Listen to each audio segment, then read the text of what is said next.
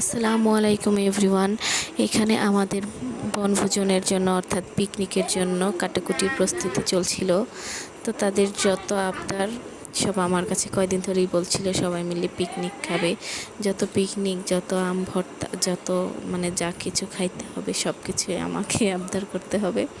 তো যাই হোক, আমিও সবসময় ওদের আবদার পূরণ করতে অনেক বেশি ভালোবাসি।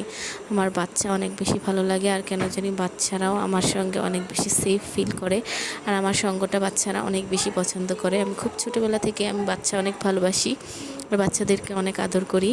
তো সবাই আমার সঙ্গে থাকতে খুব পছন্দ করে। এখন বিয়ে হয়ে গেছে, আমার সংসার হয়ে গেছে, বাপের বাড়িতে তো আর এত লং টাইম থাকা হয় না। তো যখনই আসি তখনই তাদের যত আবদার সব আমার জন্য জমে থাকে। তো যাই হোক, তাদেরকে নিয়ে মজা করে এখন আমি সময় কাটাই, সবাই মিলে এটা ওটা বানিয়ে খাই। ওদেরকে খুশি দেখলে আমার এমনিতেই অনেক বেশি ভালো লাগে। তো যাই হোক, আমারও একটা বাচ্চা আছে, সবাই দোয়া করবেন তার জন্য, ওকে যেন আমি সুন্দরভাবে মানুষ করতে পারি। ধন্যবাদ।